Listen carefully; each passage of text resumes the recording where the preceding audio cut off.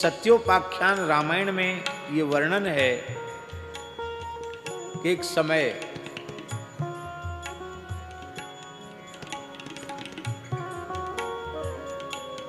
देवताओं ने जाकर श्री ब्रह्मा जी से प्रार्थना की, हे प्रभु, हमको रावण के अत्याचारों से मुक्ति कैसे मिलेगी। तो ब्रह्मा जी ने कहा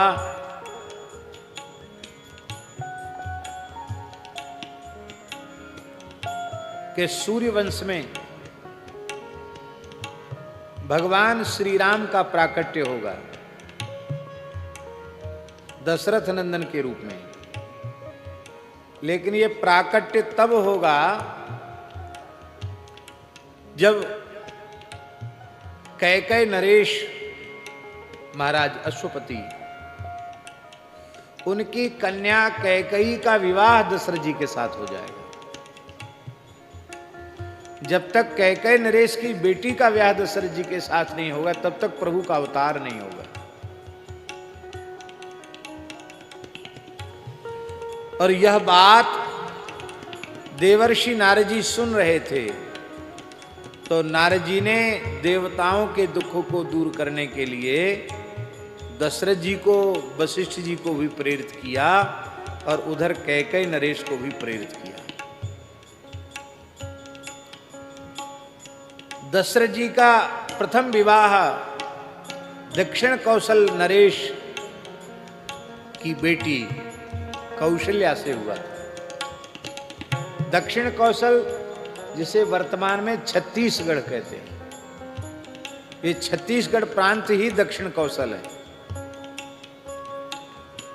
इस छत्तीसगढ़ की धरती से भगवान के बड़े मधुर रिश्ते हैं। रामावतार में रघुनाथ जी की ननिहाल है छत्तीसगढ़, और कृष्णावतार में भगवान द्वारकाधीश कृष्ण की ससुराल है छत्तीसगढ़। नागनजिती वहीं की थी, दक्षिण कौशल की ही थी।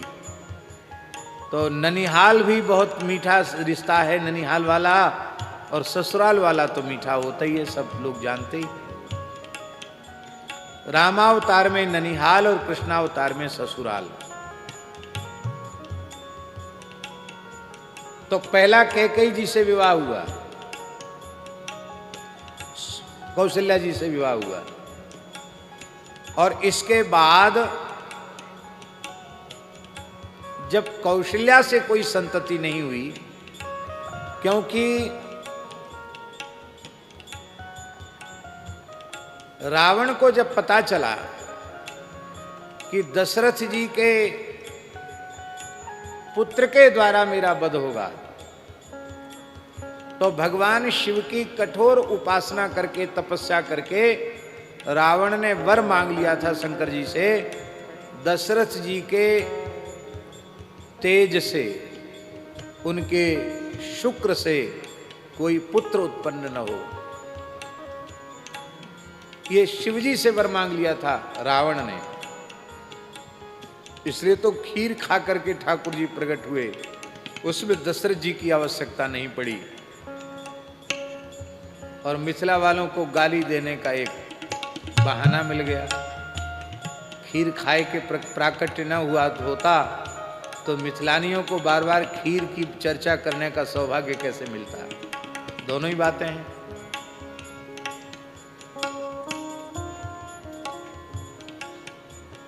कौशल्या के द्वारा जब कोई संतति नहीं हुई,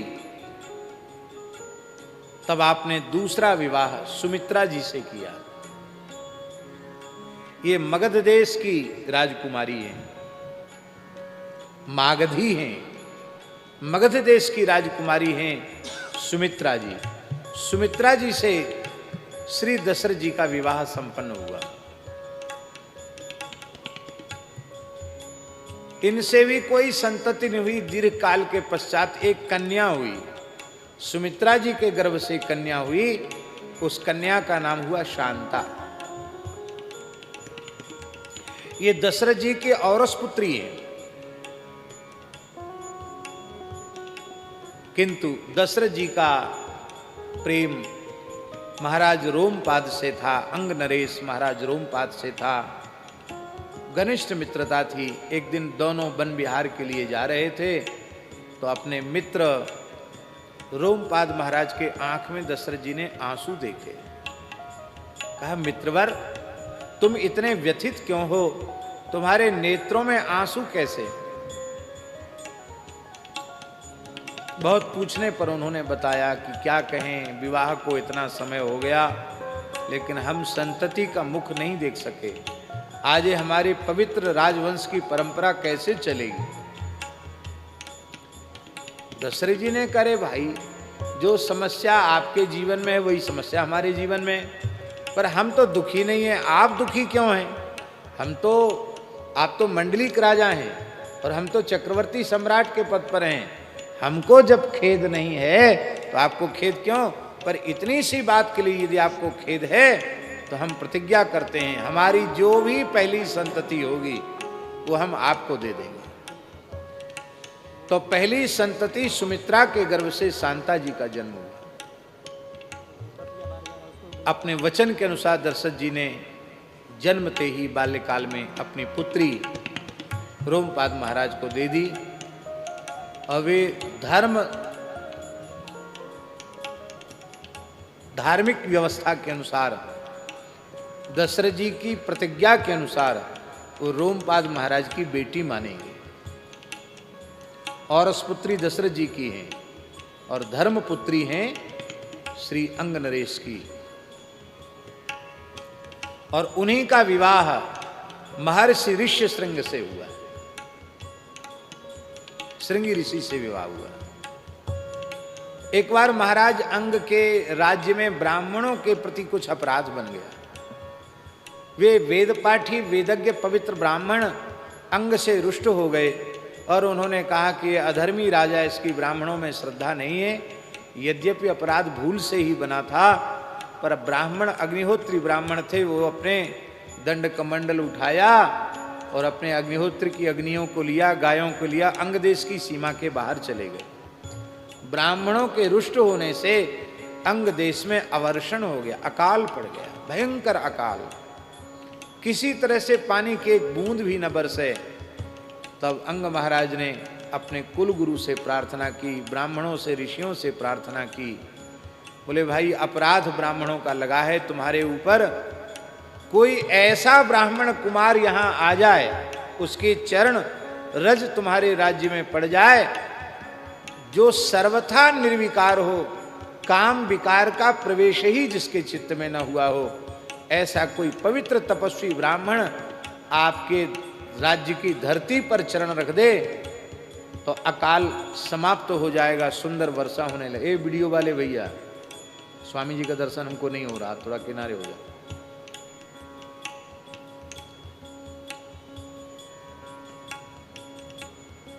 तब विभांडक ऋषि के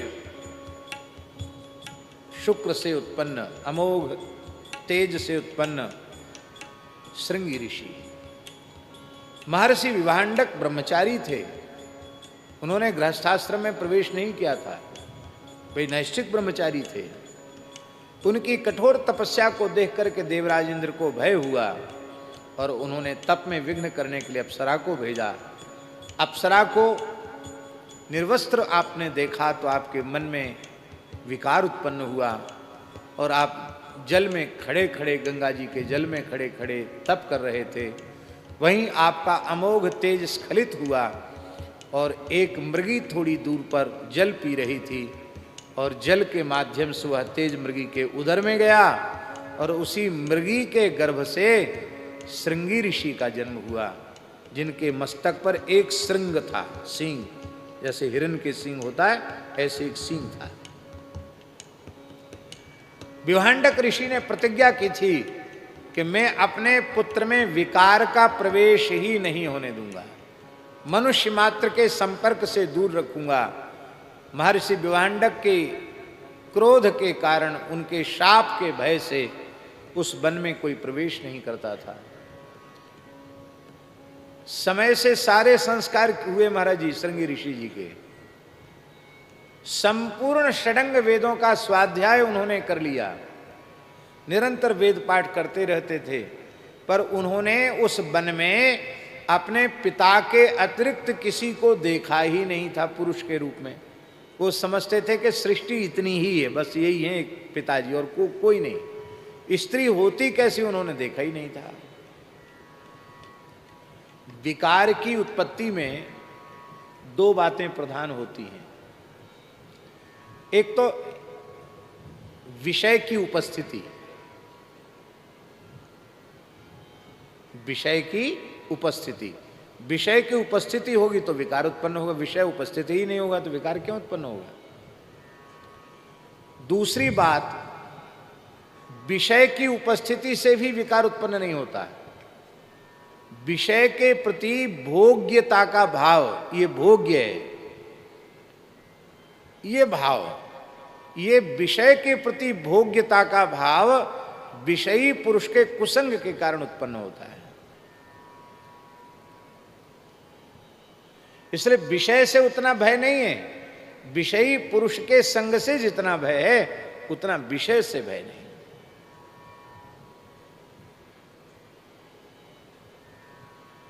हमारे पूज्य गुरुदेव भक्तमाली जी, उनके पास विद्यार्थी पढ़ते थे, अच्छे अच्छे विद्वान बन के लोग निकले, पर जिस विद्यार्थी के विवाह की चर्चा एक बार महाराज जी के कान में पड़ जाती, फिर उसको कहते यदि तुमको पढ़ना ही है वृंदावन में रह के तो कहीं कमरा लेकर के पढ़ो, अब तुम हमारे पास नहीं रह सकते। क्यों?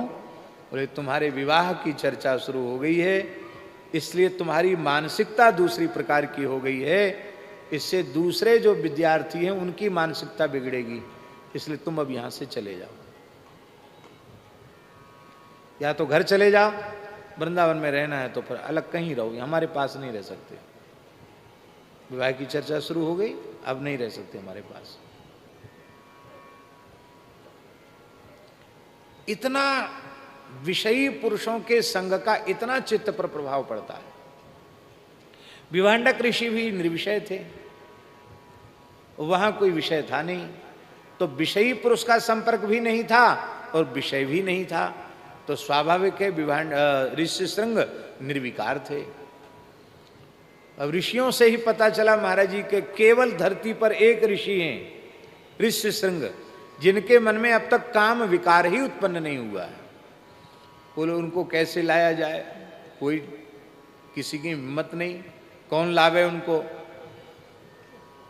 तब महाराज अंग नरेश की जो गणिकाएं थी, वेश्याएं, उन्होंने कहा महाराज प्रजा के संकट के ऊपर हम साप भोग कर भस्म हो जाएं, हमें कोई वो नहीं, पर प्रजा का कष्ट हम नहीं देख सकते, हम भी तो आपकी प्रजा हैं, हमें आपके काम आना चाहिए, आप चिंता न करें, हम उनको लेके आएंगे। और एक बढ़िया नौका बनवाई। वो नौका एक तरह का आश्रम था, बड़ी नौका थी, आश्रम के जैसा उसमें सब निर्माण किया गया था, पर्णकुटी हैं, झोपड़ी हैं, सुंदर है सब। विभांडक ऋषि जंगल में कंदमूल फल लेने गए और मौका देखकर वो गणिका चली गई वहाँ, तो उन्होंने तो आज तक कोई दूसरा पुरुष देखा ही नहीं था, तो उन्होंने महाराज जी क्या समझा कि ये कोई ऋषि ही है मेरे पिता के जैसे। तब उन्होंने अर्घपाद्य लेकर के उनका स्वागत करने के लिए आगे बढ़े, तो वो तो वेश्या थी, गणिका थी। उसने कहा महाराज हम इस समय अनुष्ठान में हैं, हम किसी का स्वागत सत्कार लेंगे तो हमारा व्रत नष्ट हो जाएगा, इसलिए हमारे व्रत की रक्षा करो। महाभारत में लिखा है महाराज जी कि उन्होंने पूछा ऋषि श्रृंग ने कि मेरे पिताजी के तो बड़ी बड़ी श्मश्रु है, दाढ़ी है, आपकी दाढ़ी कहाँ चली गई, आपके तो सब मुंह चिकना है, आपकी दाढ़ी क्यों नहीं है, आप कैसे ऋषि हैं। और हमारे पिताजी तो मृगचर्म, काले मृग का चर्म पहनते हैं और वलकल वृक्ष की छाल पहनते हैं, आपका जो वलकल है बड़ा सुंदर, साड़ी को वो वलकल समझ रहे थे। और बोले कि ये मांस के गोल गोल पिंड उभरे हुए तुम्हारी छाती पर ये फोड़ा कैसे निकल आए। माताओं के पयोधर होते हैं, उनको फोड़ा समझ रहे थे। बोले ये फोड़ा कैसे निकल आए, इसमें वेदना तो नहीं होती है।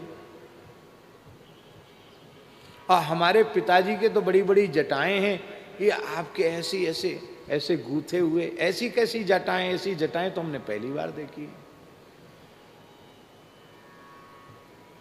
आप तो कोई महान ऋषि हैं, आओ आसन। बोले हम नियम में हैं, आसन पर बैठते हमारा व्रत भंग हो जाएगा। तो बोले हम प्रणाम कर लो। प्रणाम तो हम लेते नहीं, हम आलिंगन करते हैं। तो उन्होंने श्रृंगी ऋषि का आलिंगन किया। आलिंगन किया और कहा कि कुछ फल फूल ले लो। तो कुछ मिठाई लेके आई थी। बोले हमारे यहाँ के कंदमूल फल हैं, जल्दी खा लो। और देखो ऐसा है, हमारे आने की बात अपने पिताजी से मत बताना, क्योंकि हमारा नियम नष्ट हो जाएगा, व्रत भंग हो जाएगा।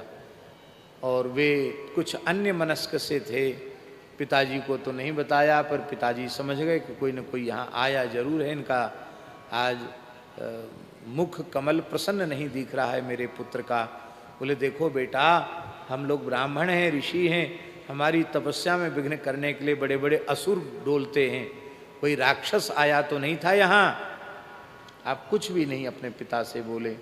कालांतर में वो बीच बीच में मौका देखकर आती रही, और एक बार उन्होंने कहा कि आपके यहाँ तो हम इतनी बार आ गए, आप हमारे आश्रम में एक बार भी नहीं आए। बोले हम पिताजी से पूछे बिना नहीं। बोले पिताजी जब जाएं तभी चलो आश्रम में, क्योंकि पूछने से वो मना कर देंगे तो आपकी चरण रज हमारे आश्रम में नहीं पड़ेगी। बस उनको ले गई बहला फुसला करके। नौका तो वो नौका नहीं थी, आश्रम जैसा ही था, थी नौका, उसमें भीतर ले गई। उसमें उनको पर्णकुटी में मृग चर्म बिछा करके बिठा दिया, और चारों ओर से बैठकर वे गणिकाएं बीणा मुर्ज मृदंग आदि बजा करके गान बजान करने लगी, नृत्य करने लगी। उन्होंने जीवन में कभी संगीत सुना ही नहीं था, पक्षियों का कलरव ही सुना था। ये ऐसे बाजे बजते हैं, इतनी मीठी आवाज़ निकलती, कभी सुना नहीं था। उसी संगीत की तान में वो झूमने लगे। तब तक पल्ली पार पहुंच गए, अंगदेश पहुंच गए गंगा पार करके। और जैसे ही अंगदेश पहुंचे, बोले महाराज अब आपका आतिथ्य हो गया, अब आप भले ही जा सकते हैं। उनको यही पता नहीं था कि हम कहाँ उतर रहे हैं। जैसे ही अंगदेश में उनका चरण पड़ा, चरण पड़ते ही और काली काली घटाएं घिर करके आईं, बादल गरजने लगे, मूसलाधार पानी बरसा, और वर्षों का अकाल जो ब्राह्मण के अपराध के कारण लगा था अंगदेश की भूमि पर, वो निवृत्त हो गया। जय जयकार होने लगी। अब विभांडक ऋषि के क्रोध से कैसे बचा जाए? बोले उसका एक ही उपाय है, आप अपनी बेटी का ब्याह इनके साथ कर दो। आपके कोई बेटा तो है नहीं, और अपना युवराज बेटी भी दे दो, और अंगदेश का राज्य भी इन्हीं को प्रदान कर दो। तो इनके पिताजी को होगा कि चलो कोई बात नहीं, बेटा का ब्याह भी हुआ और राजा भी बन गया, बढ़िया है। तो महाराज जी इतनी युक्ति से सब काम किया गया। अपनी पुत्री का विवाह आपके साथ कर दिया, और पूरे राज्य में घोषणा कर दी गई कि कोई महर्षि क्रोधपूर्वक आते हुए दिखाई पड़े, कोई महात्मा दिखाई पड़े, तो एक ही बात कहना, महर्षि विभांडक नंदन अंगदेश नरेश महाराजाधिराज ब्रह्मर्षि श्री ऋष्यशृंग महाराज की जय हो, ऐसे बोलना। अब विभांडक ऋषि आए, उन्होंने ध्यान देखा, सब समझ गए कि गणिकाओं ने मेरे पुत्र को बहकाया है। तुरंत क्रोध में भर के वहां से चले। गंगा पार करके जैसे ही आए तो सबसे पहले तो मछुआरों ने ही कहा, महाराजाधिराज अंग नरेश विभांडक नंदन ब्रह्मर्षि श्री ऋष्यशृंग महाराज की जय हो। सोई थोड़ा क्रोध ठंडा हो गया। पूछा भाई ये ऋष्यशृंग महाराज? बोले विभांडक ऋषि बड़े तेजस्वी उनके पुत्र हैं, ऐसे ऐसे सब कथा सबको मालूम थी। धीरे धीरे उनका क्रोध शांत हो गया। जैसी महल में गए, थोड़ा थोड़ा मोड़ा क्रोध बचा था। श्री अंग महाराज चरणों में पड़ करके बोले, महाराज हम आपकी शरण में हैं, प्रजा की रक्षा और धर्म की रक्षा के लिए मैंने ये अपराध किया है। अब आपका पुत्र और पुत्र वधू सामने उपस्थित हैं, आप इन्हें आशीर्वाद दें।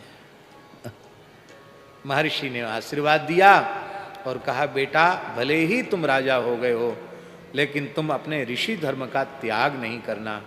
एकमात्र यह ऐसा उदाहरण था शास्त्री जी श्रृंगी ऋषि का, जो अंग देश के नरेश थे, लेकिन राजमहल में नहीं पर्णकुटी में रह करके शासन चलाते थे।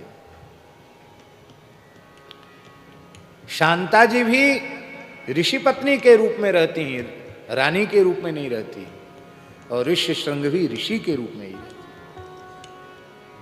और जब संतति हो गई उसके बाद तो आपने सब कुछ त्याग करके फिर क्या कहना। ये राम जी के बहनोई जी हैं, जीजा जी हैं, पर इनकी आयु बहुत है। शांता जी की आयु बहुत है, क्योंकि शांता जी के जन्म के कई हजार वर्ष के बाद राम जी का अवतरण हुआ है। अब सुमित्रा जी की बेटी तो वहां चली गई, दशरथ जी के पास फिर कुछ नहीं। एक एक करके संतति की कामना से ही विभिन्न धर्मनिष्ठ राजाओं की राजकुमारियों से विवाह हुआ, और विवाहों की संख्या महाराज जी 700 हो गई। कितनी? 700 विवाह हो चुके थे दशरथ जी के। दो और गिन लो तो कितने हो गए? एक कौशल्या जी और एक सुमित्रा जी, और उसके पीछे 700, तो कितने हो गए कुल? 702 विवाह हो चुके थे, फिर भी संतान नहीं थी।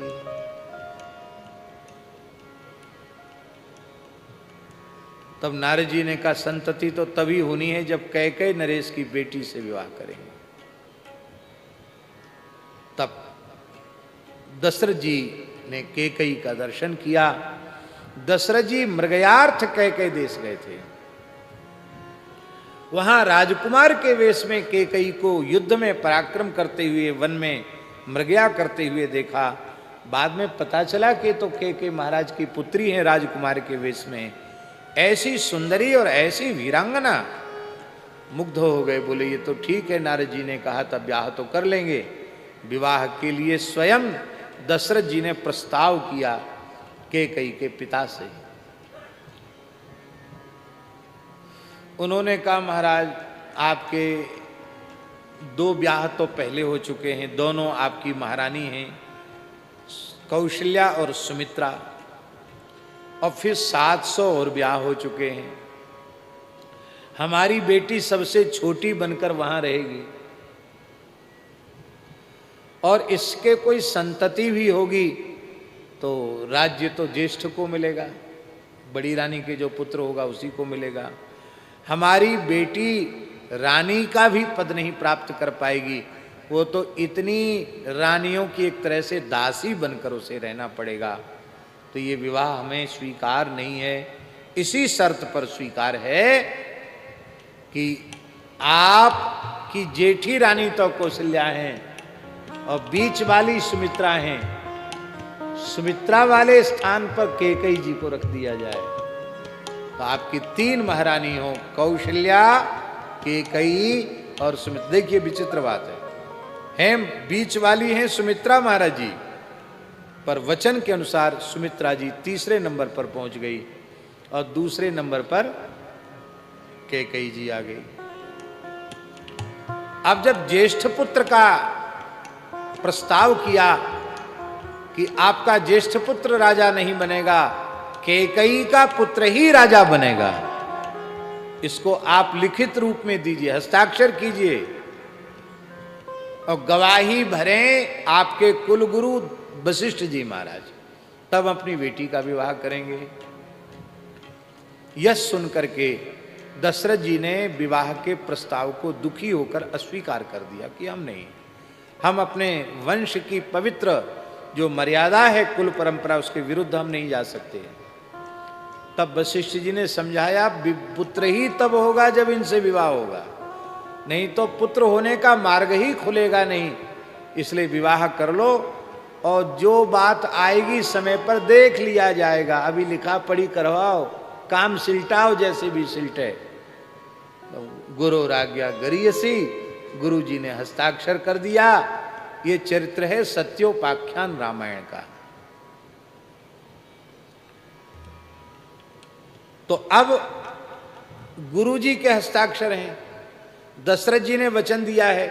यद्यपि एक विशेष बात है महाराज जी, और ये बड़ी ध्यान देने योग्य है, यदि अपने पिता को दिए हुए वचन की स्मृति कैकेयी माता को होती तो वरदान मांगने की क्या आवश्यकता थी? आप बताओ भाई, पहले ही लिखा पढ़ी हो गई है और वशिष्ठ जी के हस्ताक्षर हैं गवाही में, साक्षी में, तो सीधे ही महारानी को कहना चाहिए था कि अरे आप बड़े सत्यवादी धर्मनिष्ठ बनते हैं, पर आपने मेरे पिताजी को लिखित रूप में वचन दिया था कि मेरा जो पुत्र होगा वो राजा बनेगा, युवराज बनेगा, मैं राजमाता बनूंगी, और आपने कौशल्या के पुत्र को युवराज बनाने की घोषणा कैसे कर दी? ये प्रश्न कैकेयी माता को करना चाहिए था। लेकिन वो जो लिखा पढ़ी की गई उसका ज्ञान कैकेयी को था, दशरथ जी को था, वशिष्ठ जी को भी था, किंतु चारों लाल जी के जन्म होने के बाद ही नहीं, उसके पहले ही कैकेयी ने उन सब बातों को अपने चित्त से निकाल दिया था। इसलिए कैकेयी की भावना में कहीं दोष नहीं था। और एक सूक्ष्म रहस्य है महाराज जी कि मान लो दशरथ जी ने ऐसा वरदान दे ही दिया था, तो वशिष्ठ जी को अपने वीटो पावर का उपयोग करते हुए और कहना चाहिए था नहीं, दशरथ जी कुछ नहीं होते हैं, सूर्यवंश का पुरोहित मैं हूं, केवल दशरथ जी का गुरु नहीं हूं, सूर्यवंश की पवित्र परंपरा जहां से चली है वहां से अब तक मैं एकमात्र सबका गुरु हूं। इनके पिता पितामह प्रपितामह, उनके भी प्रपितामह महाराज वैवस्वत मनु, उनके पुत्र इक्ष्वाकु, और उसकी कितनी पीढ़ियां बीत गई तब दशरथ जी हुए, मैं सबका गुरु हूं। और ये धार्मिक व्यवस्था मेरे हाथ में है। सूर्यवंश में ज्येष्ठ का अभिषेक हुआ है, ज्येष्ठ का ही अभिषेक होगा, राम जी का अभिषेक होगा, तेरी कुछ नहीं चलेगी, दशरथ जी की भी नहीं चलेगी। ऐसा प्रभाव का प्रयोग करते वशिष्ठ जी का सामान्य प्रभाव है, तो सारी बात बन जाती, बिगड़ता कुछ भी नहीं है। दशरथ जी भी बच जाते। क्यों? जब गुरुजी ही आड़े आ गए हैं तो दशरथ जी का क्या है, दशरथ जी भी बच जाते हैं। पर इतनी विकट परिस्थिति आने के बाद भी वशिष्ठ जी ने अपने उस प्रभाव का प्रयोग क्यों नहीं किया, पावर का प्रयोग क्यों नहीं किया? इसलिए नहीं किया कि मेरे हस्ताक्षर हैं। इसलिए यदि कैकेयी नंदन के राज तिलक की तैयारी हो रही है तो विधि का विधान है, जो होना सो होगा।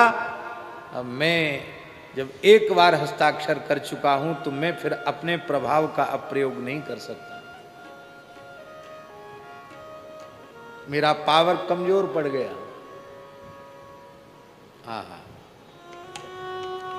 तो कैकेयी जी ने उस अब उनके पिता को दिए हुए वचन को कैकेयी ने ही स्वीकार कर दिया था।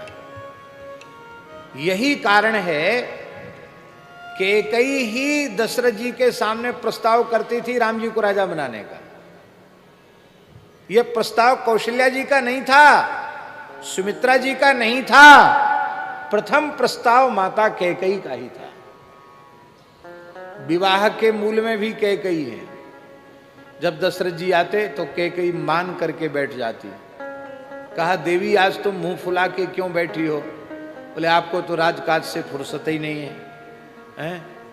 हमारे चारों लाल जी सयाने हो गए हैं, राम जी तो बिल्कुल सयाने हो गए हैं, इनके लायक बहू तुमने खोजी?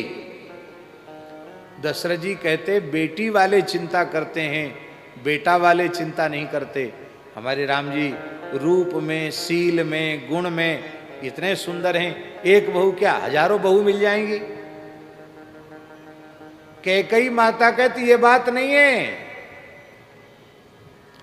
मेरे लाल श्री रामभद्र जितने सुंदर हैं इनसे 21 बहू आनी चाहिए, इनसे 19 नहीं आनी चाहिए। क्यों? राम जी से 19 आ जाएगी बहू और कहीं हमारे लाल रामभद्र का प्रसन्नता से खिला हुआ मुख कमल तनिक भी मुरझा गया तो मैं शपथ पूर्वक कहती मेरे तो प्राण निकल जाएंगे, मैं जीवित नहीं रहूंगा। इसलिए अभी से खोजना शुरू कर दो। तो विवाह के प्रस्ताव के मूल में भी प्रधान कैकेयी माता हैं, और जब विवाह होके आ गए तो अपना कनक भवन भी दे दिया, और कनक भवन ही नहीं दिया, बार बार कहती आप तो सिंहासन से चिपक गए हैं, अब आपके वानप्रस्थ का समय है, आप फिर भी राजा बने बैठे हैं। अरे केस सफेद हो रहे हैं, अब तो कम से कम गद्दी छोड़ दो। तो दशरथ जी का तो बहुत वात्सल्य भाव है राम जी के प्रति, ये बहुत छोटे बालक हैं, कैसे संभालेंगे? अरे कैसे संभालेंगे?